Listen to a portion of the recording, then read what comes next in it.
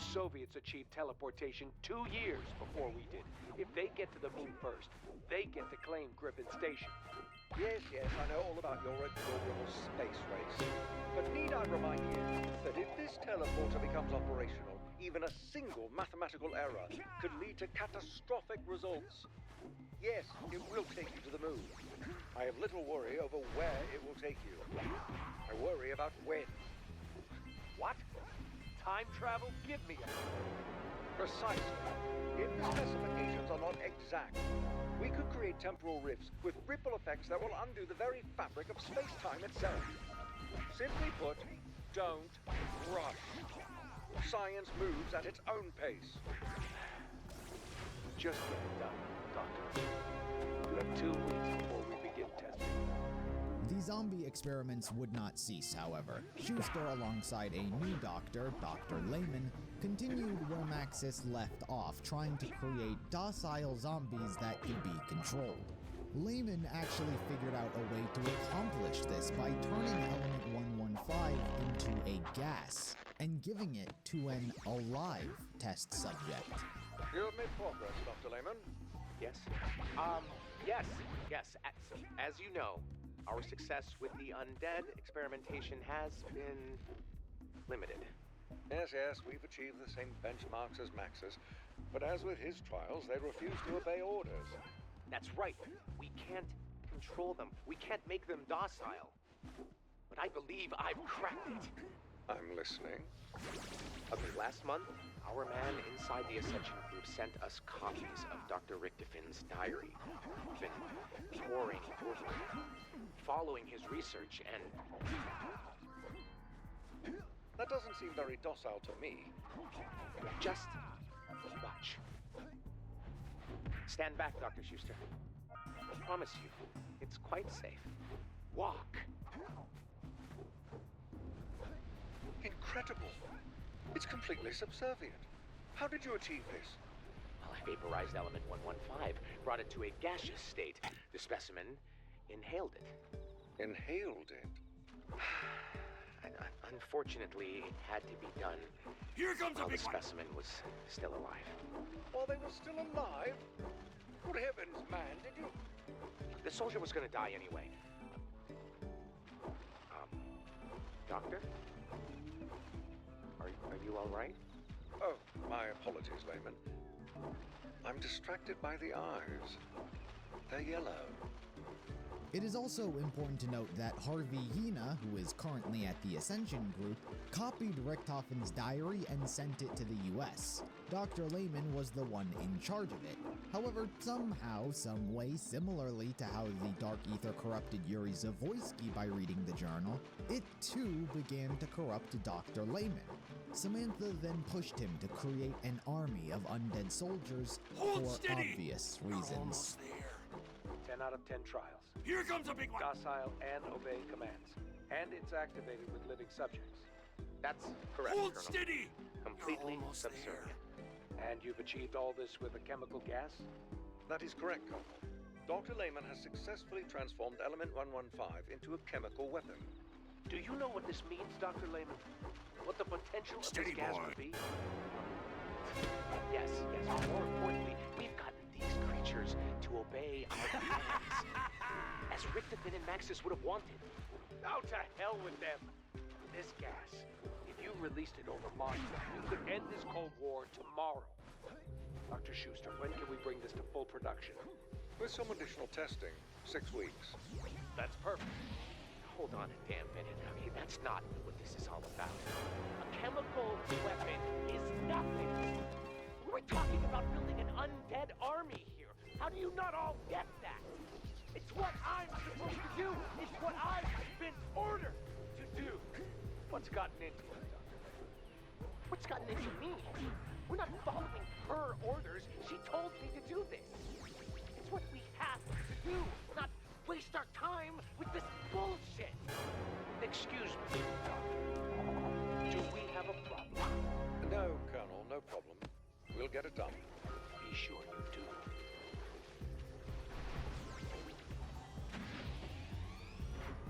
What the devil has gotten into you? I'm sorry. I'm not sure what happened. okay? It's that damn diary. Since I started reading it, I'm hearing things like a voice in my head. Pull yourself together. This is a major breakthrough. Be proud of your work.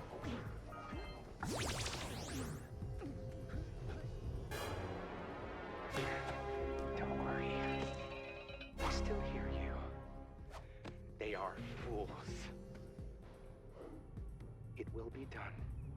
Meanwhile, we must return back to the perspective of Cornelius Purnell. Having been the one in charge of the spies sent to infiltrate Group 935, he too has become obsessed with the potential Element 115 holds. He wants to do what they failed, and that's better the human condition.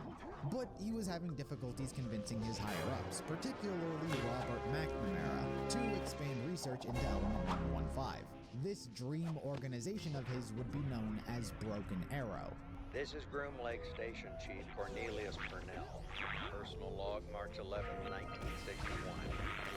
After being unable to get McElroy or Gates to see the light, I hoped my meeting with McNamara would fare better. I had no such luck.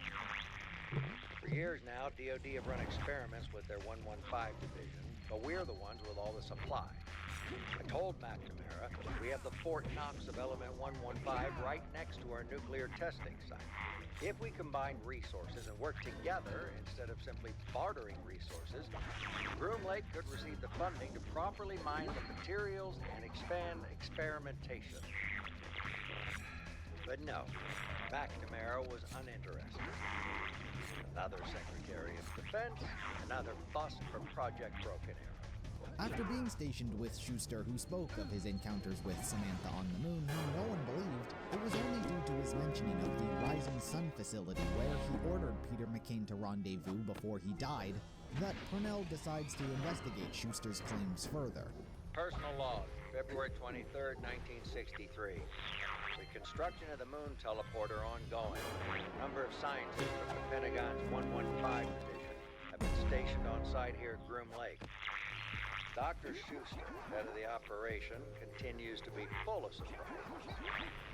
He's been telling me these stories about an evil little girl named Samantha, that she can control the undead. I asked Colonel Sawyer about it, and he told me to pay it no mind. Apparently everybody's been laughing off Schuster's stories for years now. But then, yesterday, Schuster says he has proof. Claims this Samantha is responsible for several outbreaks over the last 20 years. Rattles off a bunch of names, and one of them was the Rising Sun facility. I lost a good man there, Peter McCain. I never got an explanation for it. Decided to investigate this further. What he found was exactly what he was looking for. Evidence of Samantha's existence and attacks around the world. But more importantly, it was perfect fear to convince McNamara to fund his Broken Arrow project.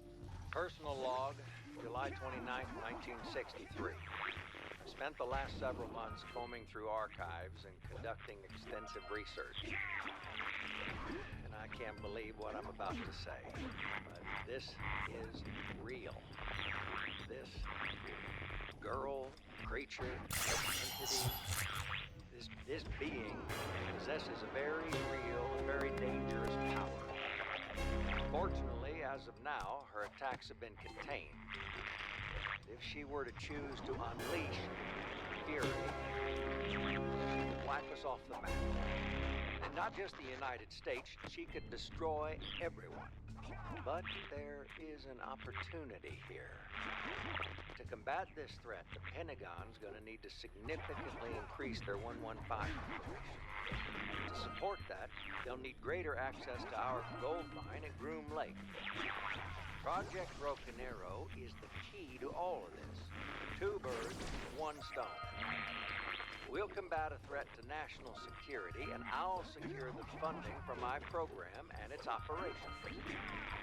Drafting a report on the incident.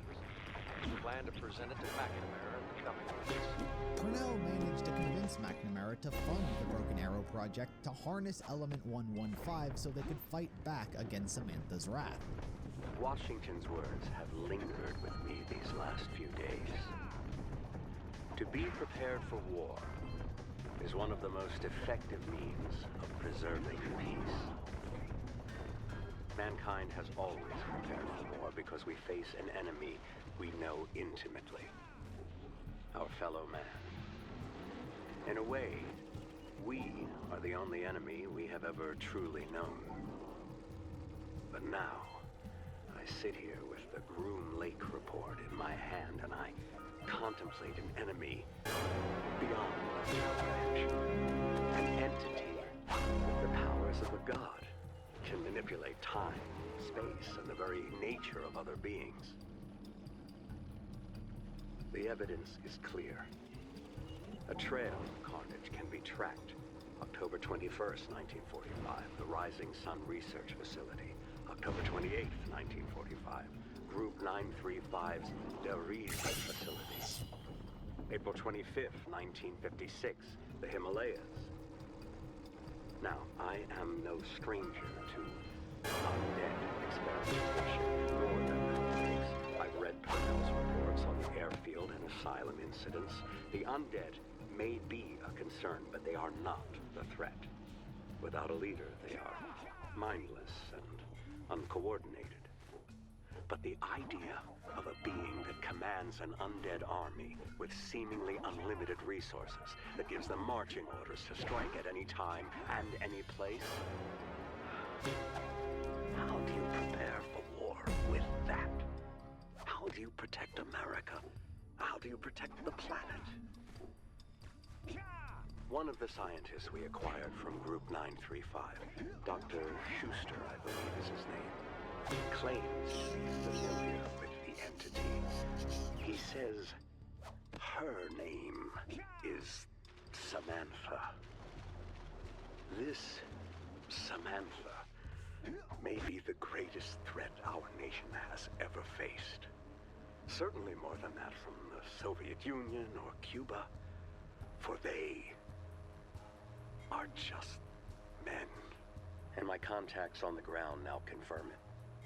On October 28th, the entity known as Samantha attacked an abandoned theater in Berlin. This marks her first attack in 9 years. The location she chose is interesting. In 1940, the German High Command repurposed it as a Group 935 facility. That makes this the third Group 935 operation that Samantha has targeted. The Berlin incident has forced us to reevaluate the recent Pentagon outbreak. We had previously assumed it was a contained affair, but must now acknowledge the possibility that Samantha played a role. I've made arrangements for the President and Castro to discuss the Broken Arrow initiative. If Samantha poses as great a threat as it seems, we must put aside our differences. No nation alone can defeat her. An alliance must be formed. We must reach across the metaphorical aisle. The meeting will be held here at the Pentagon in the coming days. Dick will be joining us for some reason. Jack requested he attend. Regretfully, I'm forced to admit that Purnell was perhaps correct. If we use the Broken Arrow initiative to harness the power of this Element 115, we could build a better world and be prepared for war with Samantha. I've given Roebuck the coordinates of the Berlin incident for safekeeping. He'll log them, along with all the others. His plan worked, and Broken Arrow was greenlit. Personal log, September 3rd, 1963. The discussion with McNamara was a resounding success. His plans for it are bigger than I ever thought possible. Fools. It was so easy. All those hawks over there think about is war. I offered them a morsel, nothing. Had the meeting out of the palm of my hand. It was good riddance. They'll get their war, and I'll get my riches. destroy this Samantha? So narrow-minded. Why destroy her when we can take her power and harness it for ourselves? The amount of element 115 buried down there. Just imagine what we can do. Mold the earth anew. Create it in our image. A toast. Here's to Dr. Schuster for gifting me this opportunity. When we get the excavator up and running at the test site, I'll be sure to get him access. And here's to Broken Arrow.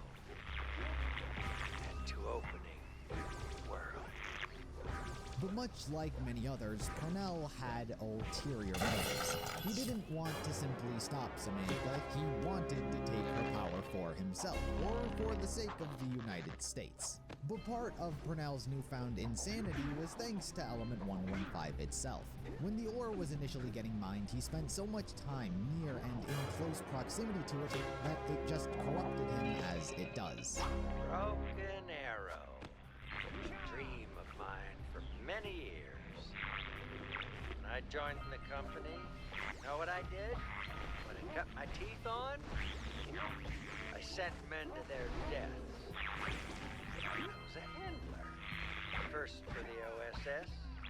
then Good CIA, job. Now meet me down here by the egg. and I sent in men. I was a bow. They were my arrow. Smokey, John Banana, Peter McCain, Tank Dempsey. The list goes on and on. So many men lost. My ops were good. Job well done. Pats on the back for Purnell. So, climbed the ladder and eventually became station chief here. And spent much of my time, now that I think about it, in this very room. After we'd mined the element 115, we'd store it in here. I would stare at it for hours. Got lost. And then one day, it just clicked. To do what Group 935 failed to do. I would build a program to harness its power. I was tired of killing. I wanted to create technological marvels, help humanity, improve the human condition, and who knows, maybe even bring the dead back to life. Prepare the broken arrow. Now.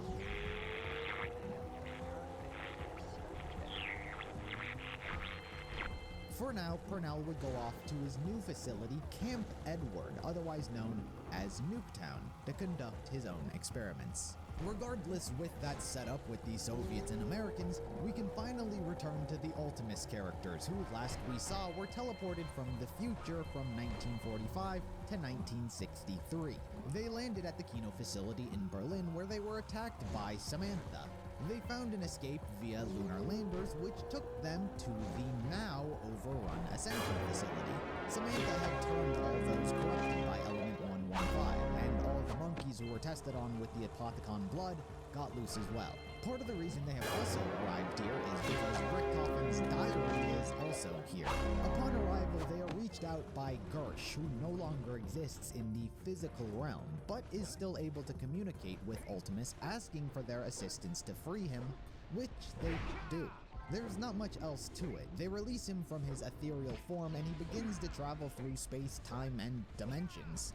The real object Ultimus got from their visit was Richtofen's diary again, so he knows what objects he needs to take control away from Samantha, the Vril device and the focusing stone. While the characters freed Gersh, by doing so, they themselves were also accidentally pulled into the Gersh device and flung into the future. The mid to late 2000s to be exact. They did wind up where Richtofen had wanted to go, the Siberian facility where the Vril device was left, but they wound up trapped in a closet. Fortunately for them, there was a big movie being filmed at this location. George Romero had uncovered old documents left behind by Group 935 and their experiments to bring the dead back to life. Years ago, I did research for a World War II movie. I came across some old Nazi documents. I couldn't believe what I was reading. Element 115, necromancers, raising the dead, real creepy stuff.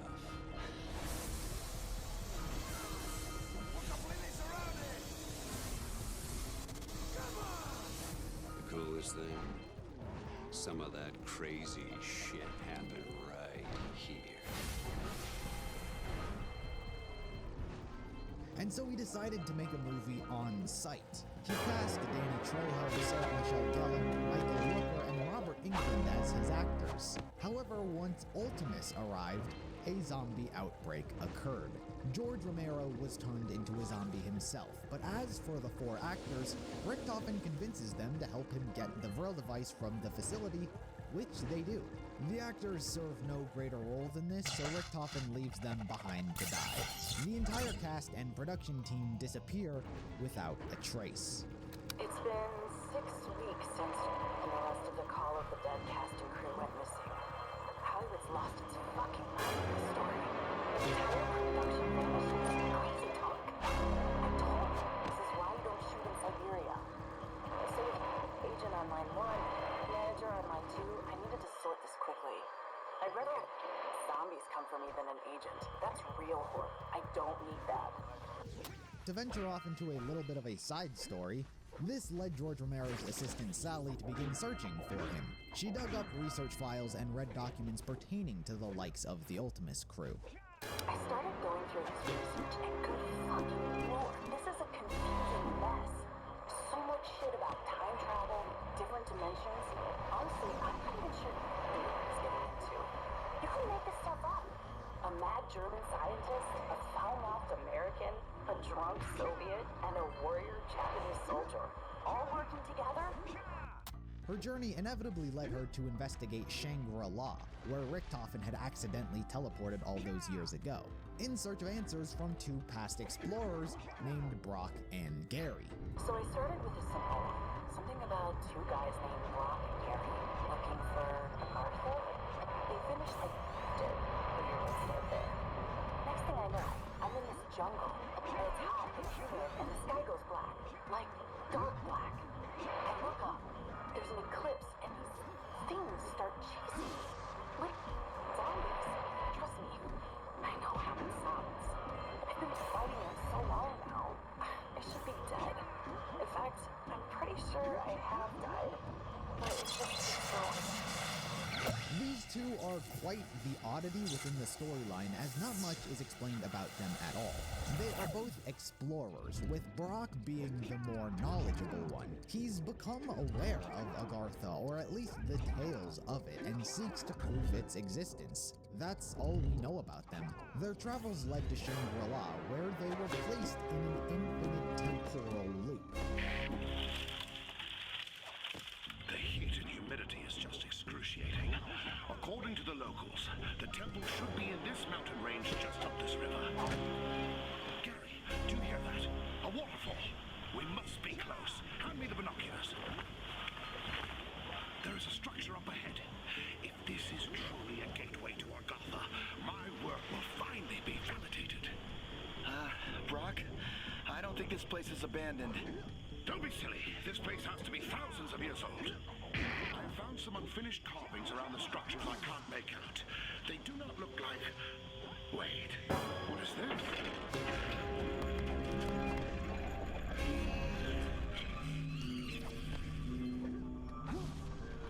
What the hell was that? Why is the sky dark? It's an eclipse. We must have... Run!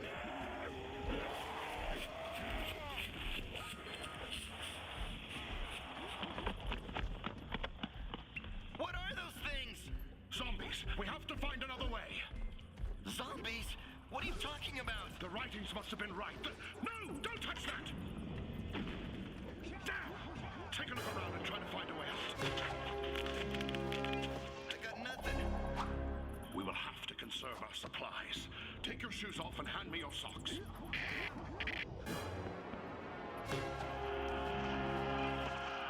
I've been trapped in the temple structure for days. Gary is dead, and I don't see a way out of here. I can still hear the zombies outside. I fear this is my last recording, as the battery is about to die. And I will soon follow. One thing I can be certain of is that blood... They would discover the temple, advance within it, and die. Sometimes they would make more progress, but no matter what, they were stuck in a time loop. Even when they made it all the way to the end of Richtofen's secret chamber and uncovered the focusing stone, they were traveled back to the moment they first stepped in.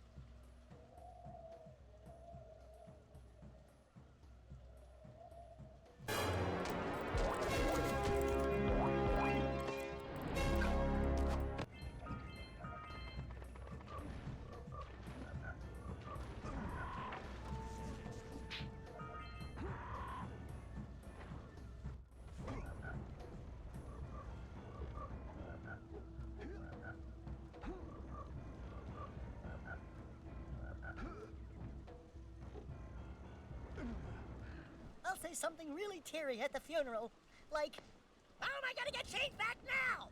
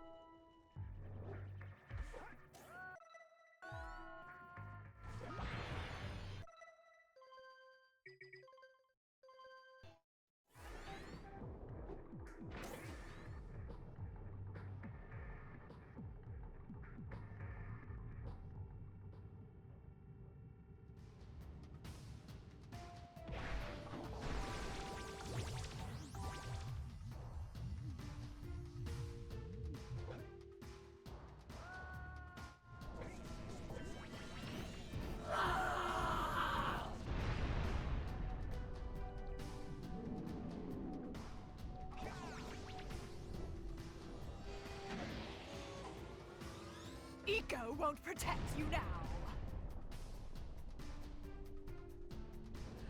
You just won't give up, will you?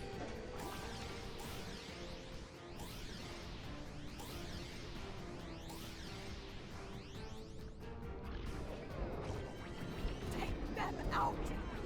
Finish them. Take them out!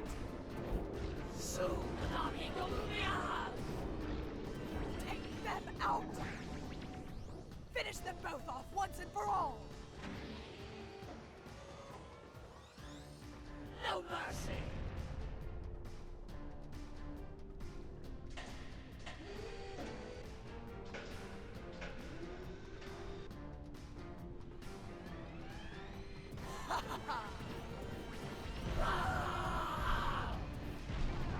Finish them both off once and for all! Stand still!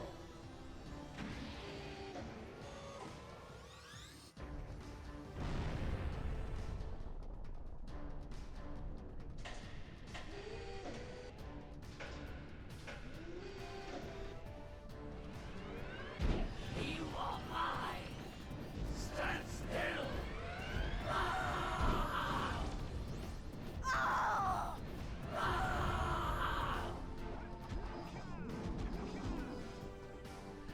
You just won't give up, will you? We're not going to take it